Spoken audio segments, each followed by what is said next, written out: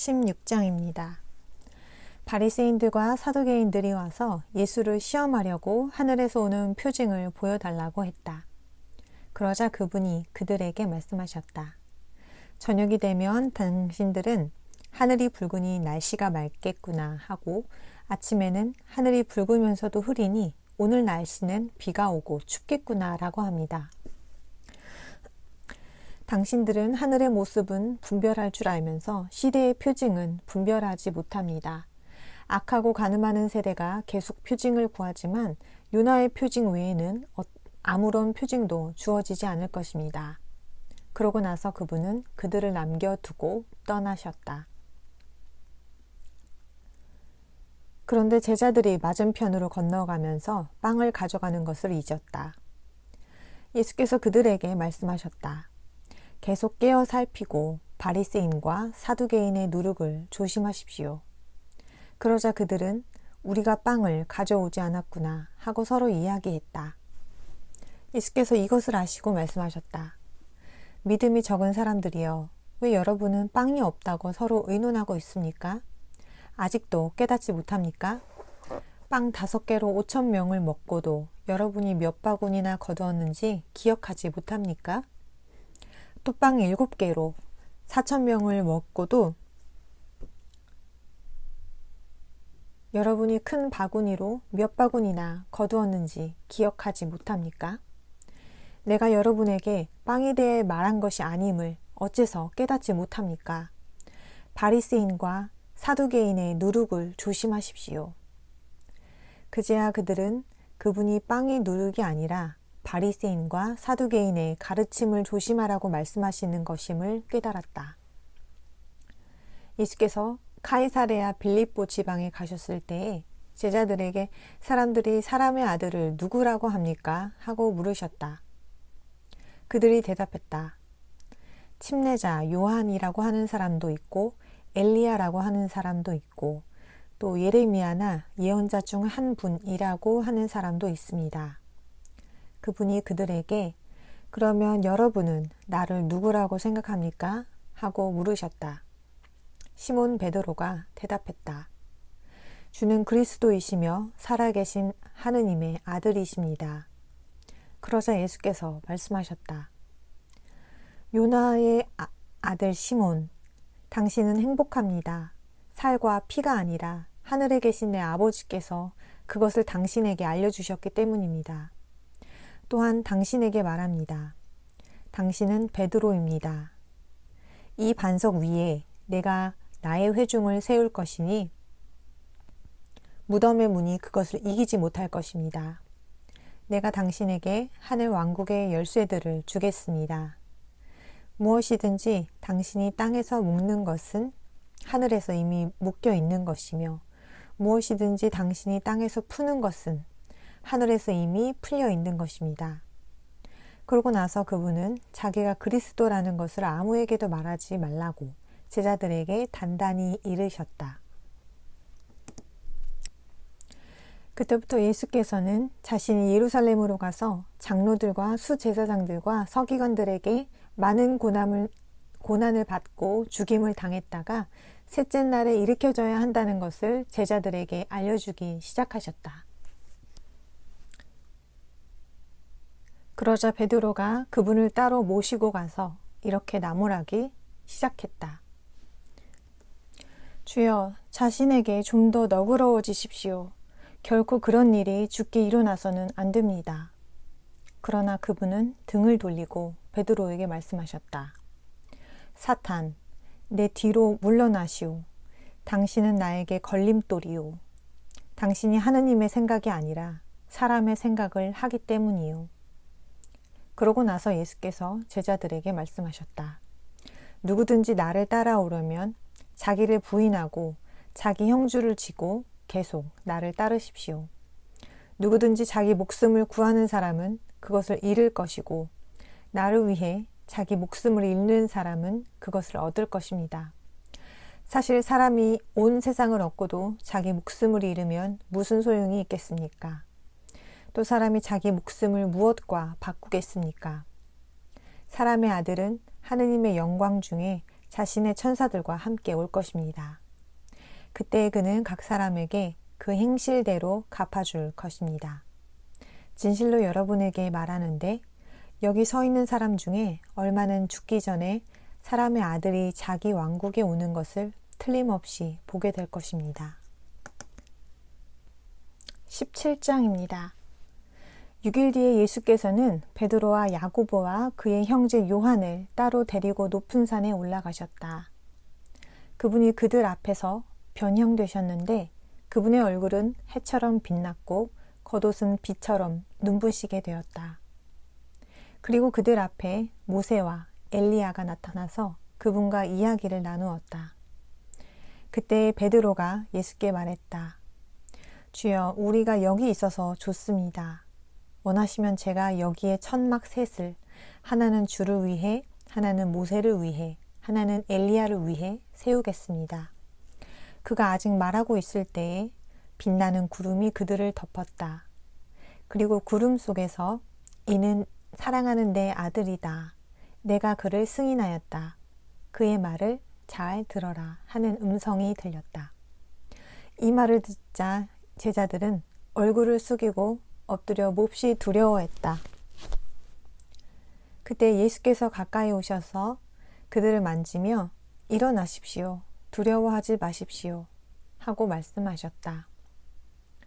그들이 눈을 들어보니 예수 외에는 아무도 보이지 않았다. 그들이 산에서 내려올 때에 예수께서 그들에게 명령하셨다. 사람의 아들이 죽은 사람들 가운데서 일으켜질 때까지는 이 환상을 아무에게도 말하지 마십시오. 제자들이 그분에게 물었다. 그러면 왜 서기관들은 엘리야가 먼저 와야 한다고 말합니까? 그러자 그분이 말씀하셨다. 틀림없이 엘리야가 와서 모든 것을 회복시킬 것입니다. 하지만 여러분에게 말하는데 엘리야가 이미 왔습니다.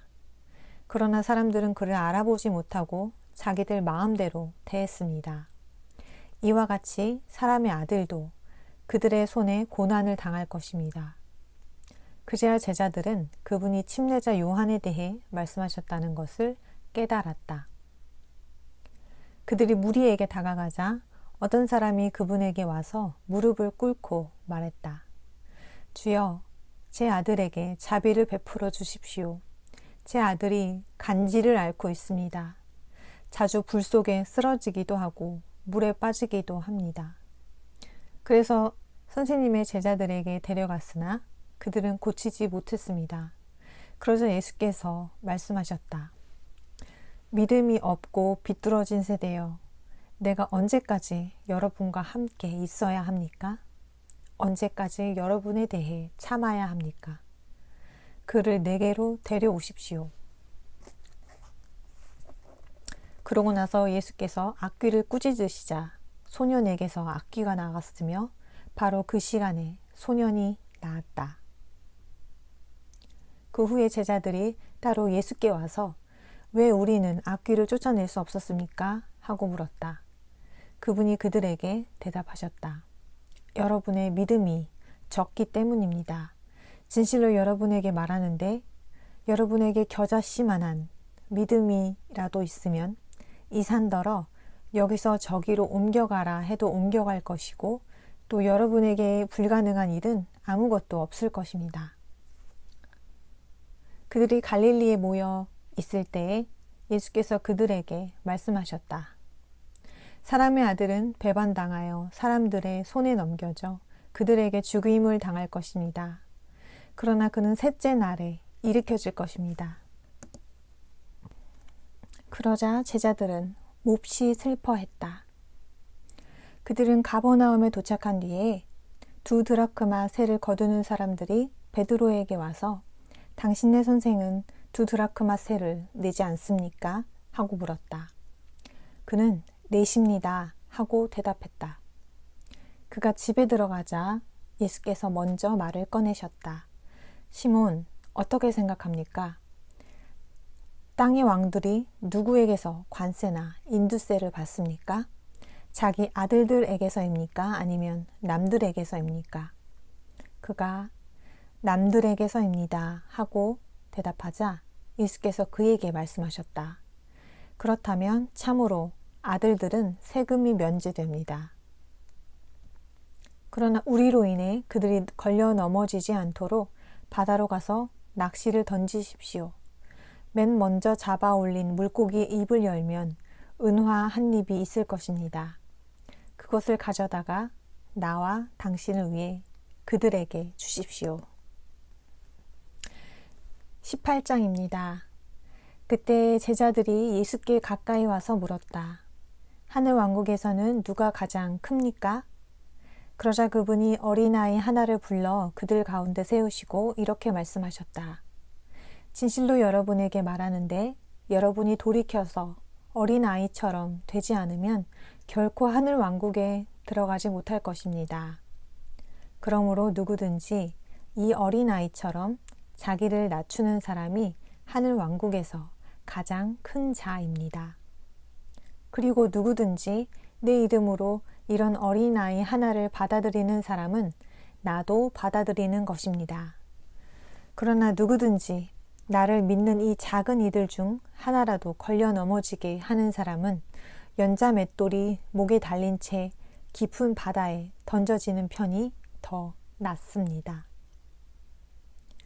걸림돌 때문에 세상에는 화가 있습니다.